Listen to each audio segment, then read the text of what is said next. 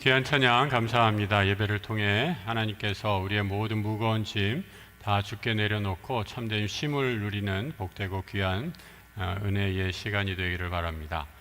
우리 갑자기 분홍색 티를 입고 와서 우리 놀라셨죠? 제가 탤런트도 아닌데 우리 유치부에서 우리 유치부 티셔츠를 이렇게 협찬을 해주셨습니다.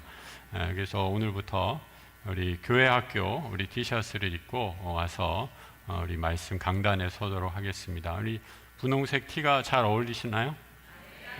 잘 어울린다고 생각되시면 좋아요, 구독, 알림 설정 이런 거 해주실 필요 없이 그냥 우리 유치부 또 계속 이어지는 교회 학교 아이들을 위해서 아이스크림 한번 사주시고 또 우리 수고하시는 교사들, 교육자들을 위해서 기도해 주시기 바랍니다.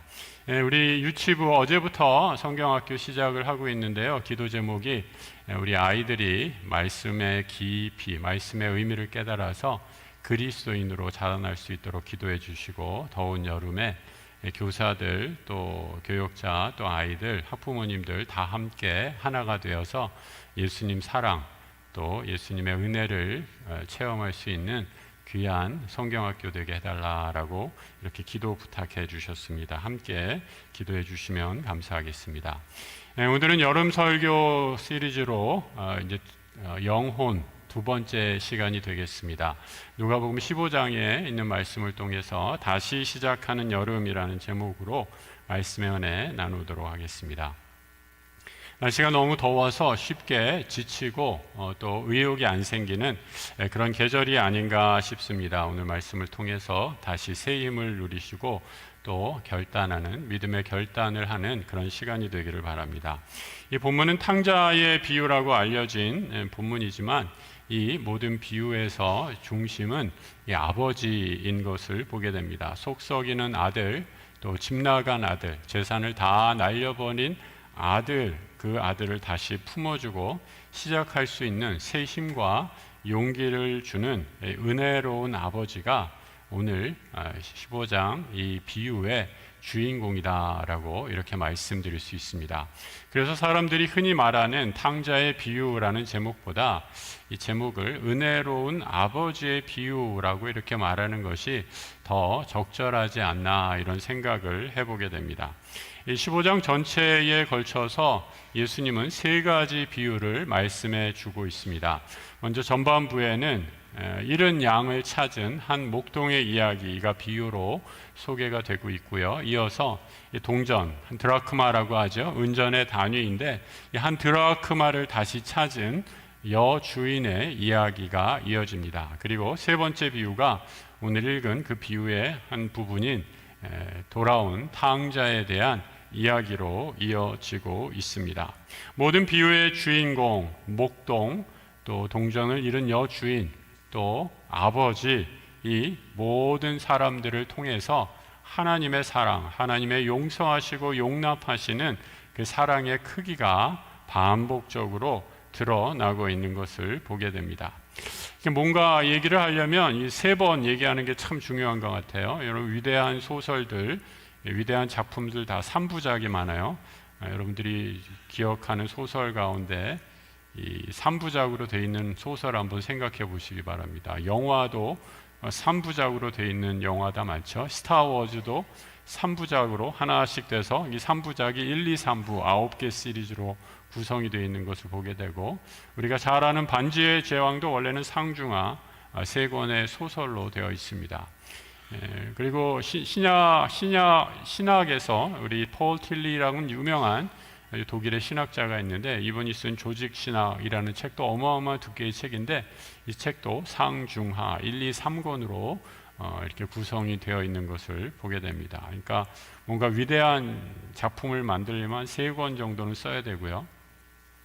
그래서 우리 아이들도 가위바위보 할 때 어떻게 해요? 3세판 해야지 확실하게 승자와 패자가 결정된다고 3번은 해봐야 된다라고 이렇게 얘기하지 않습니까?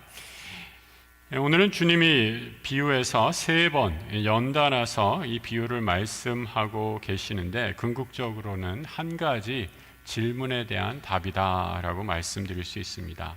다 잃어버렸습니다. 다 망했습니다. 다 인생의 바닥을 치고 말았는데 여기에서 다시 시작할 수 있을까라는 질문에 대한 예수님의 답입니다.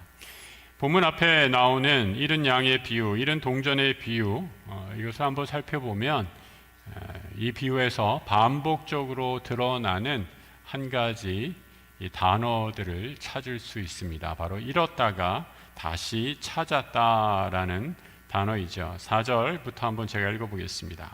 당신들 가운데 어떤 사람들이 양 100마리가 있는데 그 가운데 하나를 잃었다고 합시다.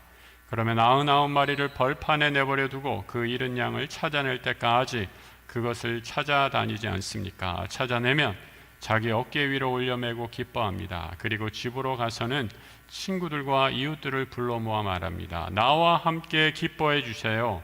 잃었던 나의 양을 찾아냈거든요. 이어지는 8절의 말씀입니다. 또는 어떤 여자에게 드라크마, 은전의 단이라고 그랬죠. 10개가 있는데 드라크마 1개를 잃어버렸다고 합시다. 그러면 등불을 켜고 집을 깨끗이 쓸며 마음 써서 찾지 않습니까? 찾아낼 때까지요. 찾아내면 친구들과 이웃들을 불러 모아 말합니다. 나와 함께 기뻐해 주세요. 잃어버렸던 드라크마를 찾아냈거든요. 마지막 탕자의 비유가 세 번째로 등장합니다. 이제는 가축도 아니고 동전도 아니고 잃어버린 것 아들입니다. 사람을 잃어버렸습니다. 하지만 그 구조는 동일한 구조를 갖고 진행이 됩니다. 둘째 아들은 죄인의 전형의 모습을 잘 보여주고 있습니다.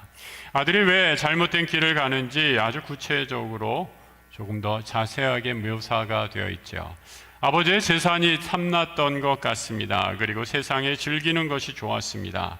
그래서 하지 말라는 금기상을 하나하나 다 하면서 세상 연락을 즐기다가 마침내 아버지에게 돈을 달라 하고 집을 나가게 됩니다. 죄인의 전형적인 모습이죠. 이 둘째 아들이 받았던 유산 아마 아버지 재산의 절반 정도 됐던 것 같습니다. 신명기 21장 17절을 보면 이런 구절이 있어요. 자기의 미움받는 아들의 장자권을 인정하여 그에게 자기의 모든 소유 중에서 2 몫을 줄 것이니. 그러니까 아들이 있는데 이 아들, 큰아들을 아버지가 미워하더라도 이 아들은 장자이기 때문에 2 몫 정도는 줘야 한다. 그러니까 나머지 장자 2 몫 주고 차자에게는 그의 절반 정도를 유산으로 상속하는 것이 그 당시 유대 사회에, 물론 경우에 따라서는 약간 다른 경우도 있었지만 관습법처럼 여겨졌던 제도였습니다. 살아계신 아버지에게 돈을 내놓으라. 이 둘째 아들의 나이, 이런 철없는 아들의 나이가 얼마나 됐을까요? 여러분, 이 유산은 부모님이 돌아가시면 자연스럽게 상속받는 것 아닙니까? 그런데 부모님이 아직 건강하게 살아계신데 세상 나가서 좀 해보겠다라고 돈을 달라 하는 배은망덕한 아들의 나이, 얼마나 됐을까? 아직 철들기 좀 전의 나이였던 것 같아요. 그래서 한 17살 정도, 한 고등학교 1, 2학년 정도 되지 않았을까 생각합니다. 집에 혹시 고등학교 1, 2학년 된 아들 있으세요? 예. 등치를 보면 다 성인이죠. 아빠보다도 더 크고 엄마보다도 더 큰 아이죠. 그리고 이제는 코수염도 나서 이제 산에 갔다라는 생각이 드는데, 등치는 육체적으로 크고 다 자란 성인이지만 왠지 성인이라고 하기엔 또 약간은 어려 보이는 그런 나이, 성급하고 조급하고 뭔지 약간 모자른 그런, 그래서 판단이 미숙한 청소년기, 아직 전두엽이 다 자라지 않아서 때로는 엉뚱한 생각을 하고 실수를 많이 하는 그런 나이, 청소년기에 아들이었지 않나 생각합니다. 재밌는 건 한 연구를 했는데 교회 안 다니는 사람들에게 본문을 이렇게 한번 주어지면서 한번 이 본문을 읽고 어떤 생각이 드느냐 한번 이렇게 평가를 받아본 그런 연구가 있습니다. 그런데 이 본문, 소위 유명한 탕자의 비유의 본문을 읽고 이 문화권에 따라서 사람들이 이것을 받아들이는 것이 조금 다른 것을 보게 됩니다.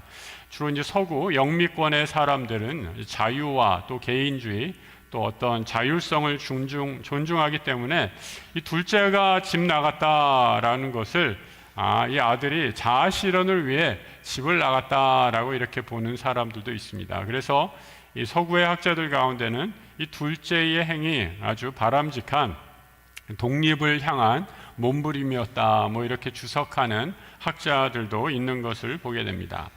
이 반면에 케넷 베일리라는 중동에서 오랫동안 살았고 중동의 문화를 아주 잘 아는 성경 주석학자는 이 집단 중심의 명예를 중시하는 중동 사회에서 이 둘째가 집을 나간 것은 가족의 명예 또 그 공동체의 명예를 깨트린 아주 금기시한 행동이었다라고 말하고 있습니다. 그러면서 시브리어 가운데 케자자라는 단어를 말하고 있는데요. 이 케자자, 시브리어는 왼쪽에서 오른쪽으로 있는 게 아니라 오른쪽에서 왼쪽으로 이렇게 있습니다. 그리고 발음, 케자자 이렇게 발음하는데 이 케자자라는 말의 뜻은 끊어버리다, 단절하다, 버리다라는, 잘라내다라는 그런 뜻을 갖고 있습니다.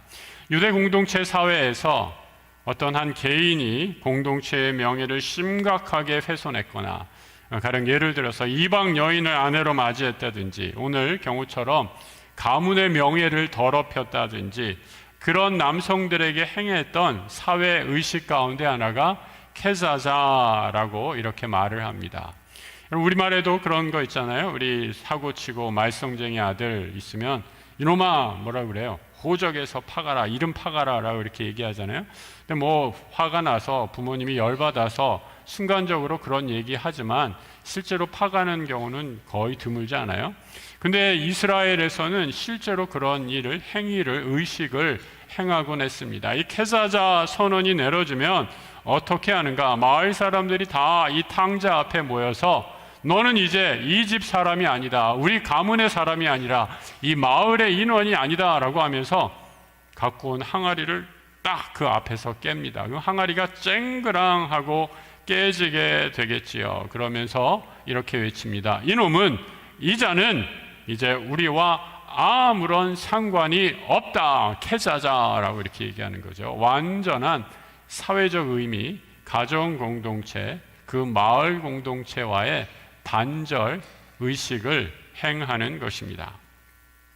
이유가 뭐가 됐든지 간에 세상을 즐기기 위해 아버지의 재산을 갖고 떠난 것까지는 좋았는데 이 아들이 다 망하고 쫄딱 망했습니다. 다 들어먹고 탕진했습니다. 그리고 인생의 바닥에 처했는데 다 잃어버린 그 순간에 한 가지 그에게 떠오른 옛날의 기억이 있습니다. 바로 아버지와 함께 했던 기억이죠. 그리고 이렇게 말합니다. 이에 스스로 돌이켜 이르되, 스스로 돌이켰다라고 이렇게 말합니다. 우리 새한글 성경에서는 이 스스로 돌이켜라는 이 구절을 제정신이 돌아오자라고 이렇게 번역했어요. 제정신이 돌아왔습니다. 그렇습니다. 여러분, 회개는 제정신이 드는 거예요. 주변에서 저 사람은 왜 그럴까라는 그런 분 계시죠? 회개하지 못해서 제정신을 잃어버려서 그렇습니다. 그래서 제정신이 들도록 기도하실 필요가 있죠. 하나님 나라는 어떤 곳입니까? 이런 것을 찾는데 무엇을 찾는 것입니까? 잃은 물건, 도난당한 귀중품을 찾는 것이 아닙니다. 바로 잃은 영혼, 잃어버린 생명을 찾는 곳이 바로 하나님 나라입니다. 예수님은 비유에서 왜 잃은 양이 길을 잃어버렸는지, 이 여인이 어쩌다가 어리석게 동전을 잃게 되었는지 말하고 있지 않습니다. 지난 일은 지난 일이고 중요한 것은 지금이기 때문이죠. 미국에서 목회할 때 목회자들 사이에 한 가지 불문율이 있습니다. 그 성도들을 만나서 본인이 스스로 말씀하시지 않으면 한국에서 뭐 하셨습니까? 이런 거 절대로 물어보지 않습니다. 왜요?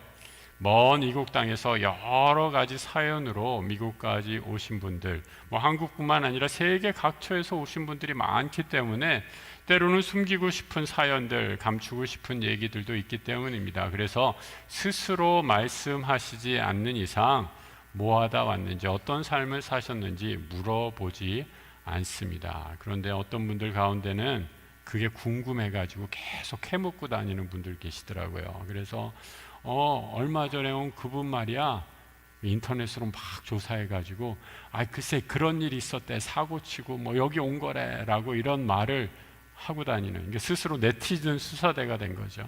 그래서 그런 일 하면서 이렇게 그런 소문이 퍼지게 되니까 교회 공동체가 아주 큰 시험에 들었던 그런 일도 있었습니다. 주님은 이런 양 왜 길을 잃었는지, 이 여인 왜 돈을 잃어버렸는지 묻지도 따지지도 않습니다. 그냥 있는 모습 그대로 받아주십니다. 이 비유의 핵심은 왜, why가 아니라 지금 잃어버렸다라는 사실입니다. 그래서 찾아 나서고 있습니다. 잃어버린 생명이 다른 무엇보다도 중요했기에 찾아 나섭니다. 일상적인 찾기라고 하면 당연히 99마리는 다른 사람에게 맡겨놓고 다시 와서 잃은 양 한 마리를 찾으러 나서야 할 것입니다.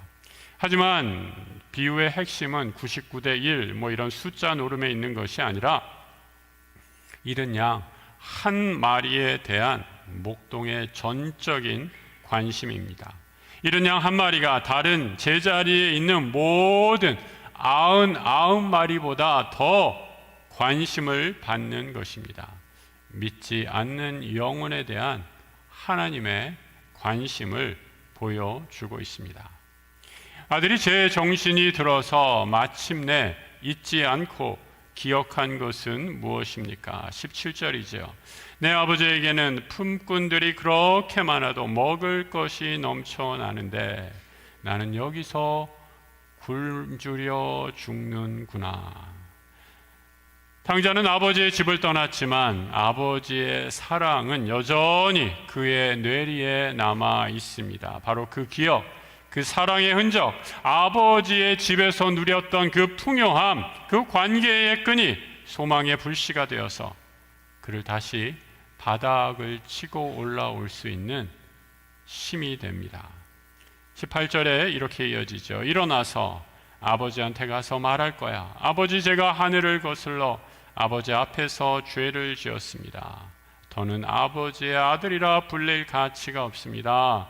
저를 품꾼의 하나로 삼아 주세요.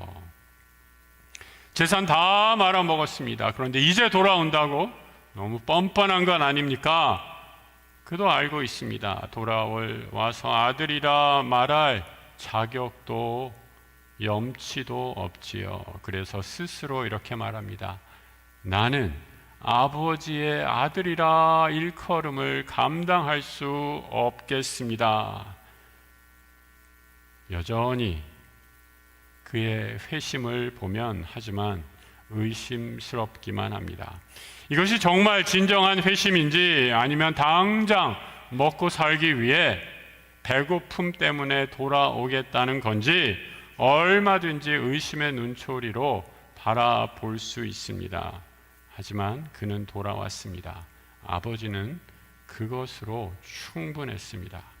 하나님이 기뻐하시는 것은 완전한 흠없는 회개가 아니라 돌아오는 발걸음 그 자체였기 때문이죠. 그래서 여러분, 여러분 오늘 본문에서 그려지는 신앙, 이 탕자의 신앙은 좀 뻔뻔한 신앙이다라고 말할 수 있습니다. 이 구약의 요나 선지자도 대표적으로 참 뻔뻔한 사람이죠. 하나님이 니느웨로 가라라고 하는데 아닙니다. 나는 그곳에 못 가겠습니다. 자기 마음대로 정반대인 다시스로 배를 타고 도망치듯 떠납니다. 가다가 풍랑을 만나 바다에까지 던져지고 큰 물고기 배에 삼키어지게 됩니다. 그리고 이 모든 것이 자신의 죄악임을 깊이 깨닫게 됩니다. 바다에 던져져 물고기 뱃속에서 인생의 바닥에서 요나는 이렇게 말합니다. 내가 말하기를 내가 주의 목전에서 쫓겨났을지라도 다시 주의 성전을 바라보겠다 하였나이다. 주의 전에서 쫓겨났습니다. 죄를 지었습니다. 하나님의 말씀에 순종하지 않았습니다. 전능하신 하나님 앞에 목을 뻣뻣하게 쳐들고 내 마음대로 내 뜻대로 살아보겠다라고 큰 소리 치다가 다 망했습니다. 마치 아버지 앞에 큰 돈 벌어서 돌아오겠다, 성공하고 돌아오겠다 말한 둘째 아들처럼 큰 소리 치다가 인생의 바닥 가운데 내동쟁이 쳐버린 것입니다. 이제 아버지 집에 돌아가면 아버지가 나를 맞아주실까? 나를 쫓아내시고 문전박대한다고 해도 나는 아무런 할 말이 없지 않은가? 하지만 설사 문전박대 당한다 할지라도 아버지에게 쫓겨나도 거기 그곳밖에 내가 비빌 언덕이 없기에 아버지의 궁유를 구하는 길밖에 없기에 그분 앞에 나 엎드려 엎어집니다. 요나는 자기 마음대로 살다가 물고기 뱃속에서 인생의 바닥에서 하나님 없이는 내가 아무것도 아님을 깨닫고 하나님의 전을 향해 기도합니다. 하나님, 내가 비록 주의 전에서 쫓겨났지만 나 좀 불쌍히 여겨 주십시오. 여기밖에, 하나님밖에 내가 비빌 언덕에 없습니다. 나 좀 받아 주십시오. 여러분, 이런 뻔뻔한 인간들은 아무리 큰 물고기라고 해도 소화시킬 수가 없어요. 이런 뻔뻔한 인간들을 그 물고기가 어떻게 소화시킬 수 있겠습니까? 그래서 물고기는 그 뻔뻔한 요나를 토해냅니다. 세상은 이를 가리켜서 패자 부활전이다 라고 얘기하고 성경은 그냥 부활 이렇게 말합니다. 하나님 앞에 나아가는 뻔뻔한 신앙이 요나를, 탕자를 살렸던 것입니다. 아버지의 반응은 더 충격적이지요. 20절에 이렇게 이어집니다. 이에 일어나서 아버지께로 돌아가니라. 아직도 거리가 먼데 아버지가 그를 보고 측은히 여겨 달려가 목을 안고 입을 맞추었다 말씀합니다. 아까 말한 베일리라는 주석학자에 의하면 마을 사람들이 이 둘째를 보고 너는 이놈아, 온갖 욕을 다 퍼오면서 너는 이 마을의 수치야 라고 그 앞에서 항아리를 냅다 깨면서 너는 이 마을에 들어올 자격도 없어, 이런 일이 일어나기 전에 아버지가 뛰어갔다라고 말합니다. 마을 사람들이 아들을 먼저 정죄하기 전에 아버지는 날마다 동구밭에 나가서 아들이 오기만을 학수고대하고 또 기다렸던 것입니다. 그리고 마침내 아들이 돌아오는 것을 보고 만사를 제껴두고 뛰어 달려갑니다. 아들이 잘해서가 아니라 내 아들이기에 살려야 하기에 뛰는 것입니다. 그리고 아버지는 종들에게 이렇게 말하죠. 빨리 제일 좋은 예복을 내와서 그에게 입혀라. 또 그의 손에는 가락지를 끼워주고 밭에는 샌들을 신겨주어라. 또 살진 송아지를 끌어와서 잡아라. 먹고 즐기자꾸나. 나의 이 아들은 죽었다가 다시 살아났거든. 잃었다가 찾았거든. 이 아이는 누가 뭐래도, 남들이 아무리 손가락질해도 내 아들이다, 회복에 선언을 하십니다. 옷을 입히고 반지를 끼워서 종이 아니라 자유인 아들의 권리를 인정하십니다. 하나님은 실패한 인생을 다시 세우시는 분이십니다.